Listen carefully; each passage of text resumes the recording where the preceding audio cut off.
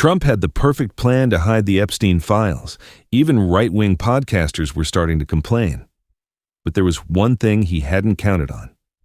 That night, Jasmine Crockett was going on television, and she had everything Trump was trying to hide. The afternoon of March 15, 2025, started like many others in the world of Washington political theater, but beneath the surface, political tectonic plates were shifting in ways that would soon create an earthquake. President Donald Trump had spent weeks deflecting growing pressure to release the classified Jeffrey Epstein files that his own supporters were increasingly demanding to see. The promise he had made during the campaign, to expose everyone connected to the Epstein network, had been conspicuously forgotten once he returned to office. The pressure had been building for months. It started with whispers on conservative message boards, grew into discussions on right-wing podcasts, and eventually became demands from major Republican donors who had expected Trump to follow through on his transparency promises. The irony wasn't lost on anyone. The same people who had cheered, "Lock her up," chants about Hillary Clinton were now asking why Trump wasn't locking up the people allegedly documented in the Epstein files. Even Charlie Kirk, one of Trump's most loyal media defenders, had joined the chorus of right-wing voices expressing frustration. On his podcast that morning, Kirk had said something that sent shockwaves through Trump's inner circle. If there's nothing to hide, why are we still waiting? The base deserves answers, and frankly, so does America. The comment had been carefully crafted. Kirk, despite his reputation as a Trump loyalist, was also a shrewd political operator who understood that sometimes the most effective criticism comes from unexpected sources. His podcast reached millions of conservative listeners who trusted him implicitly. When Charlie Kirk questioned Trump's motives, it carried weight that criticism from Democrats never could. It was exactly the kind of defection that Trump feared most, not from his enemies, but from his friends. When your own supporters start questioning your transparency, the political ground beneath your feet begins to shift. Trump's inner circle had been monitoring conservative media closely, watching for signs of erosion in their base support. Kirk's comments represented a crack in the dam that could quickly become a flood. The morning after Kirk's podcast, Trump had called an emergency meeting with his senior staff.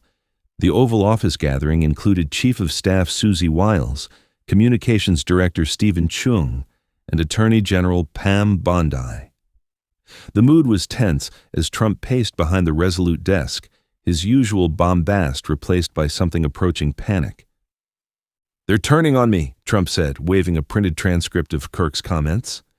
"Charlie fucking Kirk is questioning me. Charlie Kirk! If I lose him, I lose the whole base." Pam Bondi, who had been dreading this conversation for weeks, tried to maintain her composure. "Sir, we've explained the legal complexities. There are ongoing investigations, civil litigation concerns, national security implications." "Cut the shit, Pam," Trump interrupted. "You and I both know what's in those files. We've both seen them. The question is how long we can keep them buried." The room fell silent. Everyone present understood the stakes, but hearing Trump acknowledge them so directly was still jarring. The Epstein files weren't being withheld because of legal technicalities or security concerns. They were being withheld because they contained information that could destroy Trump's presidency and potentially land him in prison. Susie Wiles, ever the pragmatist, broke the silence. "The pressure's only going to get worse. If Kirk is saying this publicly, you can bet others are thinking it privately. We need a strategy that buys us time while appearing responsive to the concerns." Stephen Chung, the communications director, had been scribbling notes throughout the meeting. "We could announce a comprehensive review process," he suggested. "Set up some kind of interagency task force to examine classification levels, redaction standards, victim privacy concerns. Make it look thorough and responsible while dragging it out for months." Trump stopped pacing and considered the suggestion. It had potential, the appearance of action without actual transparency. "How long could we stretch that out?" 6 months, maybe 8 if we encounter unexpected complications," Chung replied with air quotes. But Bondi looked uncomfortable. As Attorney General, she would be the one implementing whatever strategy they decided on, and she would be the one facing congressional scrutiny when Democrats inevitably pushed back. "The problem is Crockett," she said quietly. Everyone in the room knew the name.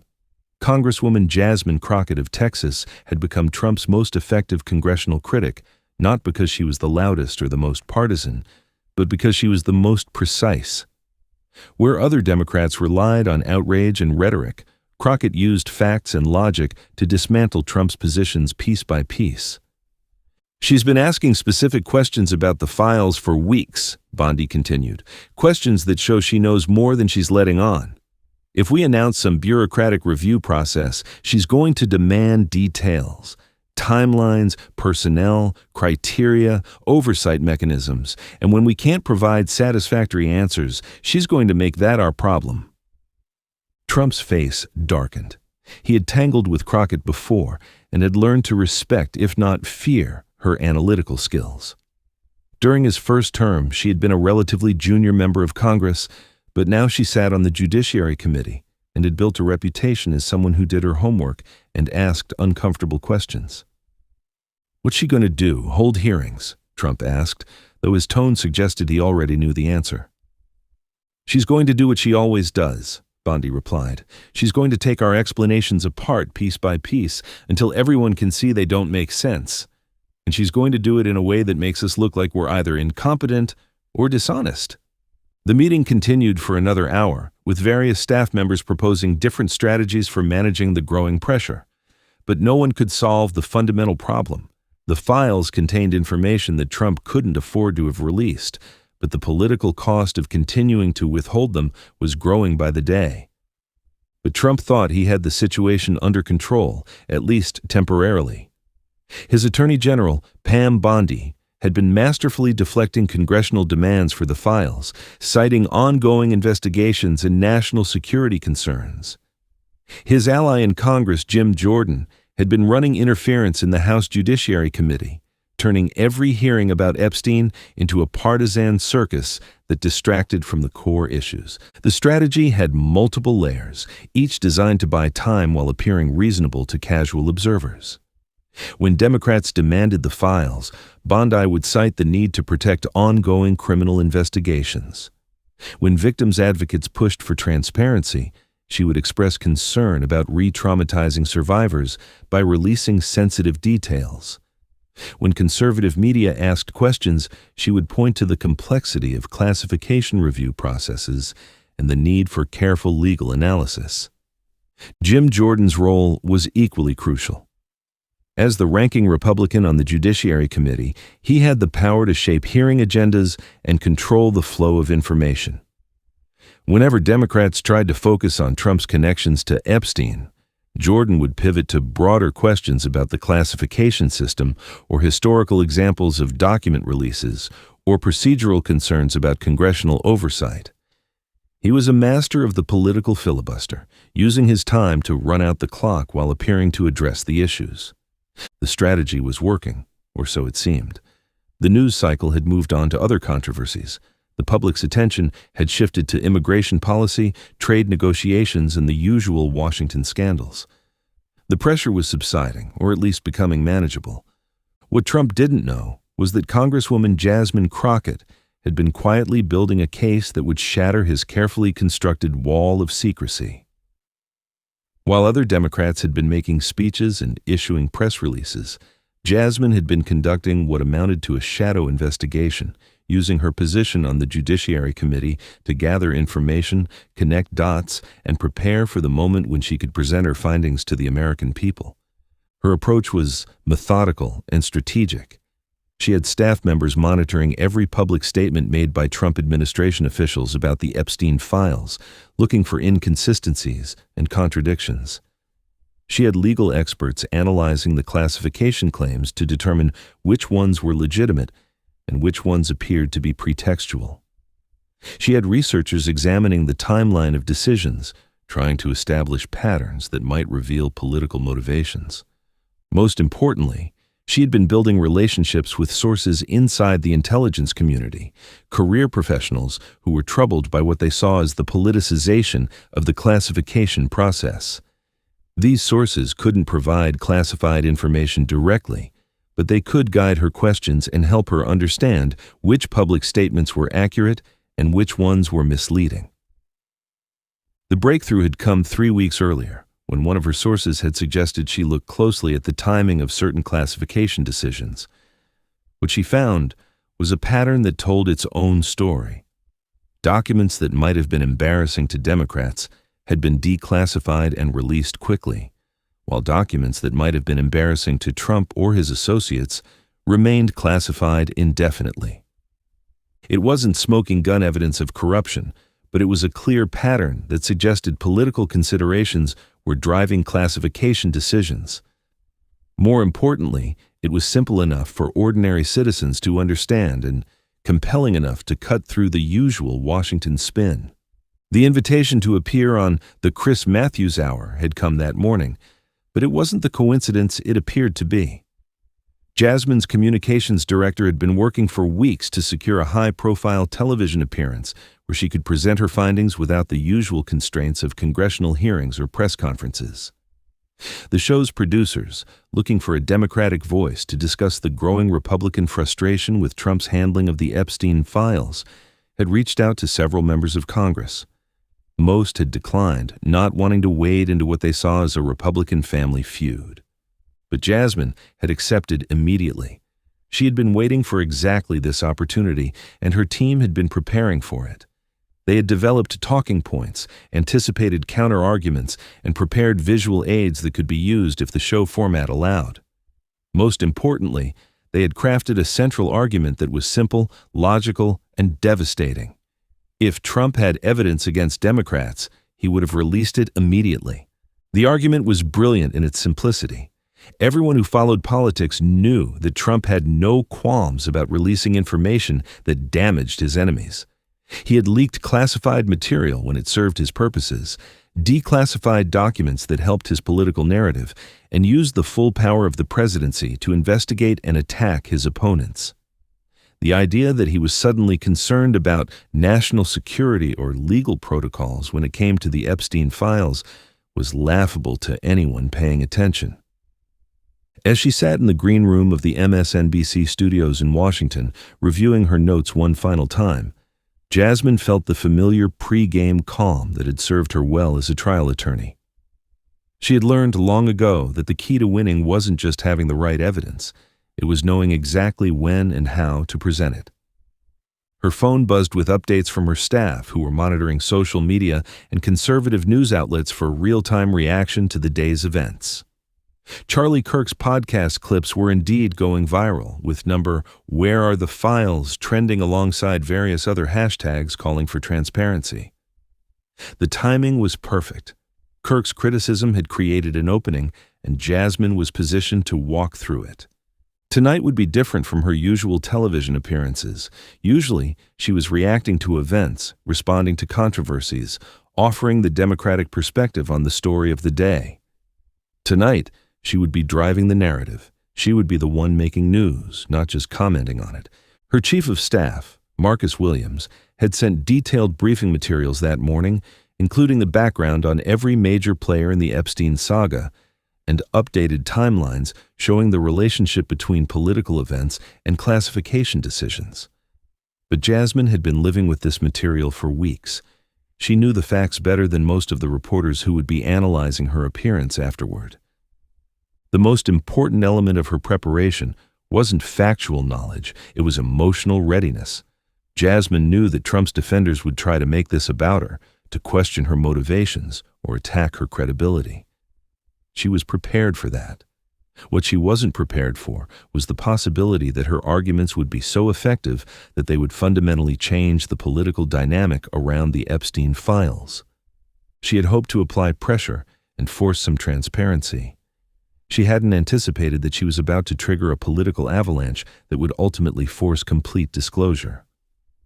Her phone buzzed with a text from her chief of staff. Trending on Twitter, #, where are the files? Kirk's podcast clips going viral, perfect timing. Jasmine smiled. Perfect timing indeed. The studio was smaller than it appeared on television, with harsh lights that made everyone squint and cables snaking across the floor like electronic vines. Chris Matthews, the veteran journalist whose combative interview style had made him a Washington institution, was reviewing his notes at the anchor desk. Congresswoman Crockett, Matthews said as she was seated and fitted with her microphone, I appreciate you coming on short notice. This Epstein file situation is becoming quite the story. It's about time, Jasmine replied, adjusting her earpiece. The American people deserve answers, not excuses. Matthews nodded, sensing that his guest wasn't going to deliver the usual talking points. We're live in 30 seconds. I'm going to start with the Republican pressure on Trump, then pivot to your perspective on why these files matter. Perfect, Jasmine said, her voice steady and confident. The countdown began. 3, 2, 1. Good evening, I'm Chris Matthews, and this is The Chris Matthews Hour. Tonight, a story that's creating unexpected divisions in Republican ranks. President Trump's promise to release the Jeffrey Epstein files has gone unfulfilled, and now even his most loyal supporters are asking why. Matthews turned to face the camera directly. Today, Charlie Kirk, a man who has defended Trump through every controversy, said something that caught Washington's attention. He questioned why the files are still classified, why the promises are still unmet, and whether Trump has something to hide. The screen showed a clip from Kirk's podcast. If there's nothing to hide, why are we still waiting? The base deserves answers, and frankly, so does America. Matthews turned to Jasmine. Congresswoman Jasmine Crockett sits on the House Judiciary Committee, where Democrats have been pushing for these files to be released. Congresswoman, what do you make of this Republican rebellion? Jasmine leaned forward slightly, her posture relaxed but alert. Chris, it's interesting to hear the right explain why they want to see these files. I want to see them because clearly you got something to hide, Mr. President. The words hung in the air for a moment, their directness cutting through the usual political euphemisms. So that's why I want to see them. I want the swamp drained, right? Let me use their language. Jasmine's voice carried a slight edge of irony, but her delivery remained calm and measured. Matthews leaned in. You're suggesting the president is personally implicated? Chris, we know that he had this ongoing relationship with Epstein. They were basically like besties. We know that there are allegations that a lot of the recruitment took place down at Mar-a-Lago. We know that there are even young ladies that said they were sexually abused and/or sexually assaulted. She paused, letting each fact land before continuing. We know that this is someone who has been found liable of sexual abuse by a jury of his peers. So, this is also a guy who seemingly doesn't really necessarily care if somebody engages in these types of activities. Matthews interjected for clarification. I should note that the civil jury found sexual abuse was the finding of that civil jury, and there was a woman of age, I should note, who talked about being introduced to Trump by Jeffrey Epstein and then being groped by Trump non-consensually. She was 23 at the time. She was a model. Exactly, Jasmine nodded. So all of that's established. What I'm saying is, I think there actually is something in those files that incriminates him. You think there's something in the files that incriminates him? Matthews pressed. Jasmine's response was immediate and unequivocal. I do. Listen, this guy isn't above board. I think you're kidding yourself if you believe that he is. So no, I absolutely believe that if he thought for just 2 seconds he could hurt anybody but himself, then absolutely we would have the files. She leaned back slightly, her voice taking on a more analytical tone. And so it does look a little murky. I think it is why the Democrats are all on board, because this is a guy who has made his own admissions. If you remember the tape where he talked about groping women, right? The reference to the Access Hollywood tape was subtle but unmistakable. Jasmine was building a pattern of behavior, connecting Trump's documented history to the current controversy. So, honestly, I think that his loyalists will stay with him regardless. This is a guy who said he could go out and kill somebody and they would still be with him. So I'm sure they would come up with an excuse for why it's okay for him to maybe be involved in the Epstein files. But, she continued, her voice sharpening, they want to know about everybody else. They believe that there are so many Democrats that are in this, and that's why it is that they want to see it. Matthews nodded, following her logic. So you're saying if there were Democrats implicated, the files would have been released immediately? If this had anything to do with Democrats, baby, it would have been on day one, Jasmine said, her voice carrying absolute certainty. That promise would have been fulfilled. The phrase would become iconic, shared millions of times across social media in the hours that followed. It was simple, direct, and impossible to argue with. If Trump had evidence against his political enemies, everyone knew he would use it without hesitation. But he wanted access to those files, and he wanted to see how bad it looked for him. And unfortunately, after having a glimpse, I think he's decided that he just wants to move on and talk about something else. Matthews leaned forward. That's a serious allegation, Congresswoman. You're suggesting the president reviewed classified files for personal reasons? I'm suggesting that someone who promised transparency during the campaign and has delivered nothing but excuses since taking office is acting like someone with something to hide, Jasmine replied. The pattern is clear, Chris. When information helps him, it gets leaked immediately. When it doesn't, we get national security concerns and ongoing investigations.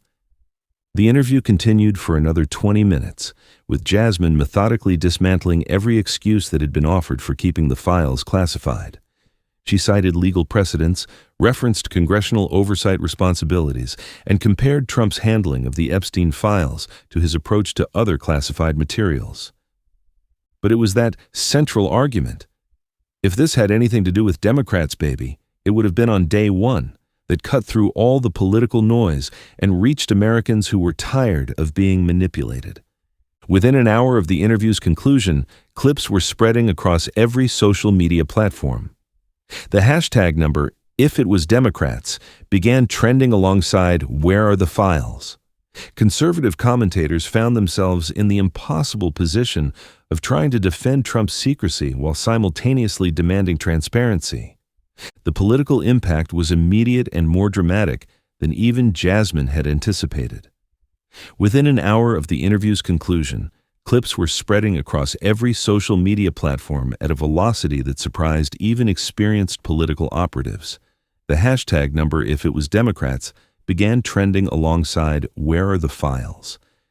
Conservative commentators found themselves in the impossible position of trying to defend Trump's secrecy while simultaneously demanding transparency.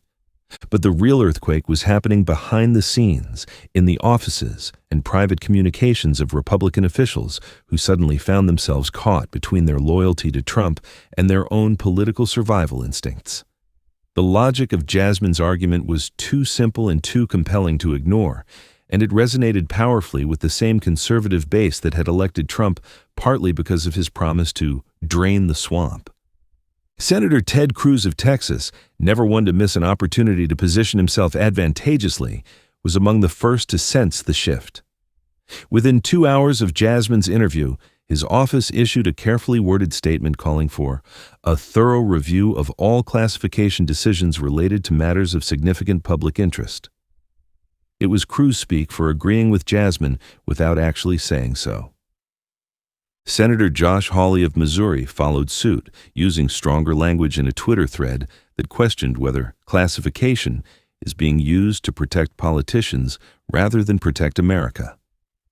The thread went viral within minutes, shared enthusiastically by the same conservative activists who had been growing frustrated with Trump's inaction. The defections cascaded through Republican ranks with stunning speed. Senator Tom Cotton of Arkansas, usually one of Trump's most reliable defenders, appeared on Tucker Carlson's show that evening and admitted that the administration's explanations for withholding the files were raising more questions than they're answering. But perhaps the most damaging defection came from an unexpected source, Governor Ron DeSantis of Florida. DeSantis had been quietly positioning himself for a potential 2028 presidential run, and he understood better than most politicians the importance of appearing responsive to grassroots concerns. At a press conference the day after Jasmine's interview, DeSantis announced that Florida would conduct its own investigation into any Epstein-related activities that had occurred within state boundaries. If the federal government won't provide transparency, DeSantis said, his voice carrying the tone of righteous indignation that had made him a conservative favorite, then states have an obligation to step in and protect their citizens' right to know. The announcement was politically brilliant. It allowed DeSantis to appear tough on corruption while simultaneously distancing himself from Trump's handling of the issue. More importantly, it created additional pressure on the federal government by opening up the possibility of parallel investigations that might reveal information Trump was trying to keep hidden. The White House response came within hours, but it only made things worse.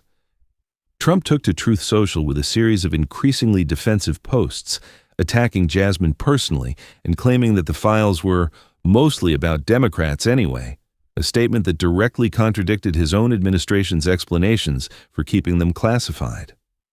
The contradiction was so obvious that even sympathetic media figures struggled to defend it. If the files were mostly about Democrats, why wasn't Trump eager to release them? If they contained information that would damage his political opponents, why was he citing national security concerns to keep them secret?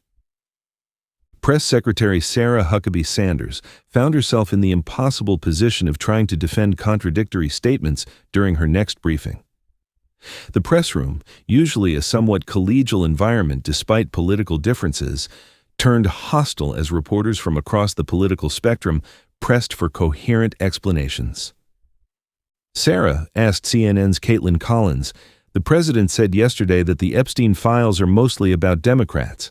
If that's true, why has the administration cited national security concerns as a reason for keeping them classified?" Sanders, visibly uncomfortable, fell back on prepared talking points. The classification and declassification process involves many complex factors, including ongoing investigations, privacy concerns for victims, and yes, national security implications. But that doesn't answer the question, Collins pressed. If the files primarily implicate Democrats, what national security concerns could possibly justify keeping that information from the American people? The question hung in the air as Sanders shuffled through her briefing book, looking for an answer that didn't exist. Finally, she said, "I'll have to get back to you on the specific details of the classification review process."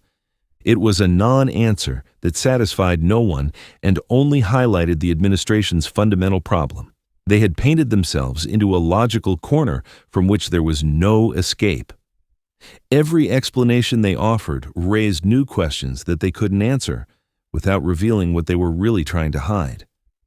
But the real damage was being done in congressional offices across Capitol Hill, where the political mathematics of the situation were becoming impossible to ignore. Republican members were fielding angry calls from constituents who had trusted Trump's promises and felt betrayed by his inaction. The same people who had chanted, "Lock her up," about Hillary Clinton were now asking why Trump wasn't locking up the people allegedly documented in the Epstein files.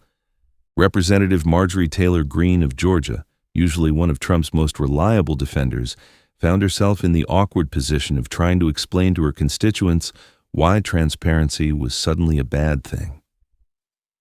During a town hall meeting in her district, she was confronted by a voter who asked, "Marjorie, you've always said the American people deserve to know the truth about corruption in Washington.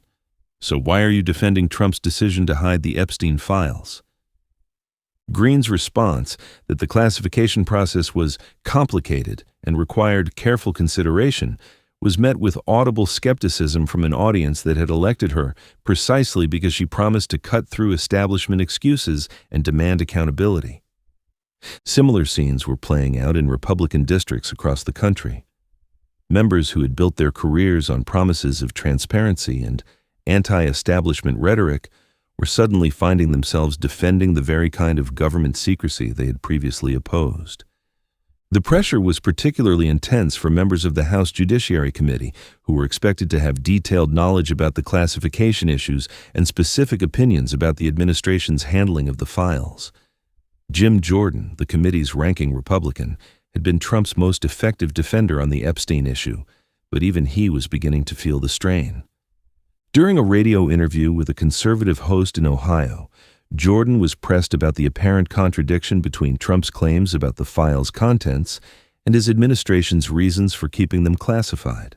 Jordan's usual rapid-fire speaking style, which served him well in combative hearings, worked against him in this context as he struggled to provide coherent explanations for obviously contradictory positions.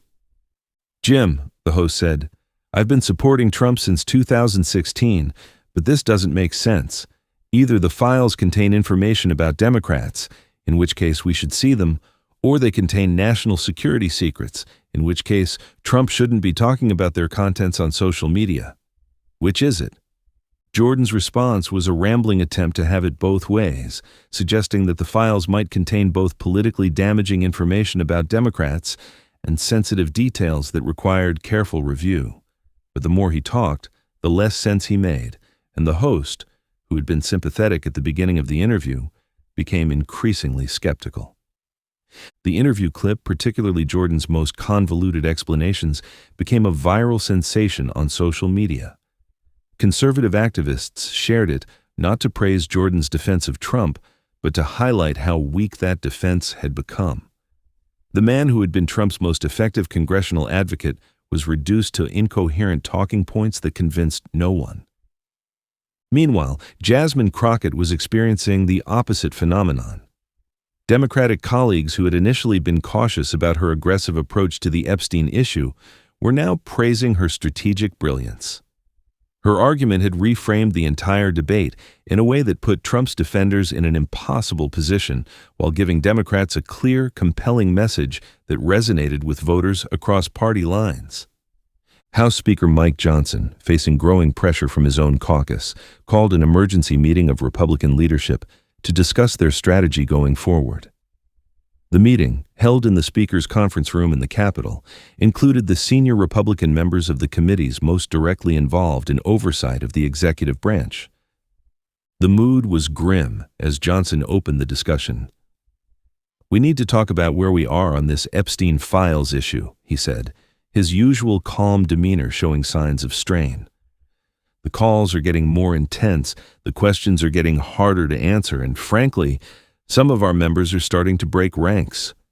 The room was quiet as members absorbed the gravity of the situation. For months, they had been able to rely on party discipline and talking points to defend Trump's position.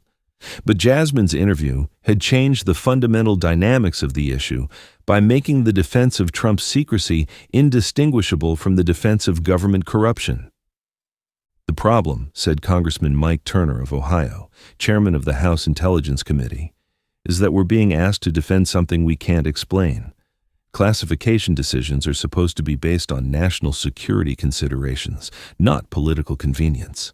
And every day we continue to support this position, we're undermining our own credibility on oversight issues." It was a remarkable statement from a member who had generally been supportive of Trump's positions. But Turner, as Intelligence Committee chairman, had access to classified briefings that gave him a better understanding than most of what was actually in the Epstein files.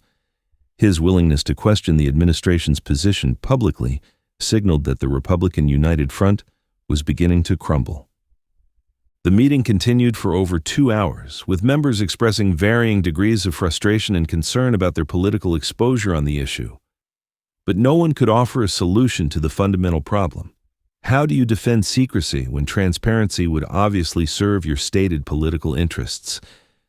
Jasmine's interview had created what political scientists call a credibility cascade, a situation where each attempt to defend an untenable position only makes it more obviously untenable. Trump's defenders found themselves having to argue that secrecy was transparency, that delay was action, and that broken promises were actually strategic victories. The momentum continued to build over the following days. Charlie Kirk, emboldened by the response to his original comments, began dedicating entire podcast episodes to the Epstein file question. Other conservative media figures, sensing the shift in their audience, began pressing harder for answers. Within a week, even Trump's allies in Congress were calling for the files to be released. Jim Jordan, who had spent months deflecting Democratic demands for transparency, announced that the Judiciary Committee would hold hearings on the classification and declassification process as it relates to files of public interest. It was a face-saving measure that fooled no one. Jordan was trying to create a procedural discussion about classification policy when what the public wanted was simple: the files themselves. Pam Bondi, meanwhile, found herself in an increasingly difficult position. As Attorney General, she was the official responsible for the files, but she was also Trump's political appointee. Congressional Democrats began demanding that she testify about her role in keeping the files classified, while Republican senators started asking pointed questions about timelines and procedures. The pressure reached a breaking point when several Epstein survivors issued a joint statement supporting the release of the files. Their letter, which was read into the congressional record by Jasmine during a House floor speech, put a human face on the political maneuvering. "We have waited decades for justice," the letter read. "We have watched powerful men escape accountability while we were told to be patient, to trust the process, to let investigations run their course. Now we are being told that files that might provide answers are too sensitive to release, too dangerous for the public to see. We ask, dangerous to whom?" The question reframed the entire debate. It wasn't about political advantage or partisan point scoring. It was about whether powerful people could use classification systems to hide their crimes from their victims. Trump's position became politically untenable when several Republican governors, facing pressure from their own constituents, began calling for federal transparency. Governor Ron DeSantis of Florida, never one to miss an opportunity to distance himself from Trump, announced that Florida would conduct its own investigation into any Epstein-related activities that had occurred within state boundaries. The final blow came from an unexpected source. A federal judge in New York, responding to a Freedom of Information Act lawsuit filed by a consortium of news organizations, ruled that the classification of the Epstein files appeared to be arbitrary and potentially motivated by considerations unrelated to national security. The judge gave the administration 30 days to provide a detailed justification for keeping each document classified or to release them with appropriate redactions. It was a ruling that Trump's lawyers knew they couldn't defend in court without revealing exactly what they were trying to hide. 3 weeks after Jasmine's television appearance, Trump announced via Truth Social that he was ordering a comprehensive review of the Epstein files with the goal of releasing as much information as possible while protecting national security and ongoing investigations. It was a surrender disguised as leadership, and everyone knew it. The files would be released not because Trump wanted transparency, but because he could no longer avoid it. The political pressure that had started with Charlie Kirk's podcast and crystallized around Jasmine's television interview had made hiding the files more damaging than revealing them. When the files were finally released 6 weeks later, they contained exactly what Jasmine had predicted: extensive documentation of Trump's relationship with Epstein, including flight logs, financial records, and witness statements that painted a disturbing picture of activities at Mar-a-Lago. There was no comparable documentation implicating Democratic figures, despite Trump's claims. The release sparked new investigations, civil lawsuits, and criminal referrals that would dog Trump's administration for months. More importantly, it established a new standard for government transparency. When public officials claimed that classified information needed to remain secret, they now faced the Crockett question. If this information implicated your political enemies, would you still keep it classified? The answer, in most cases, was obvious. And when the answer was obvious, continued secrecy became politically impossible. For Jasmine Crockett, the success of her television appearance represented more than a political victory. It demonstrated the power of direct, honest communication in an era of spin and obfuscation. By refusing to accept Trump's excuses and demanding simple logical consistency, she had cut through months of political maneuvering and forced accountability. The lesson wasn't lost on other members of Congress, or on journalists, or on citizens who had grown tired of being told that the truth was too complicated for them to understand. Sometimes the most powerful question isn't about policy details or constitutional interpretation. Sometimes it's simply, if the situation were reversed, what would you do? That night in March, when Jasmine Crockett looked into the television camera and said, "You got something to hide, Mr. President," she wasn't just making an accusation. She was modeling a new kind of political discourse, one based on clarity rather than complexity, honesty rather than diplomacy, and accountability rather than excuse-making.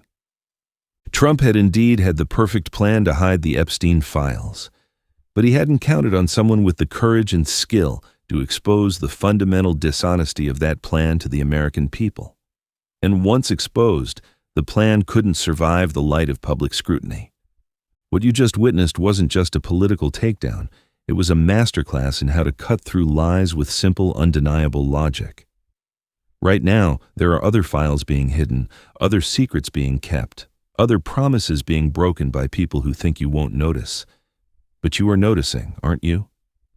Subscribe to this channel and hit that notification bell, because the next time someone tries to hide the truth behind classification claims and national security excuses, we'll be here to ask the one question they can't answer. If this helped you, would you still keep it secret? Share this video, leave a comment about what other secrets need the Crockett treatment. And remember, in a democracy, the most powerful weapon against corruption isn't complex legal arguments or constitutional theories. It's simple, honest questions that demand simple, honest answers.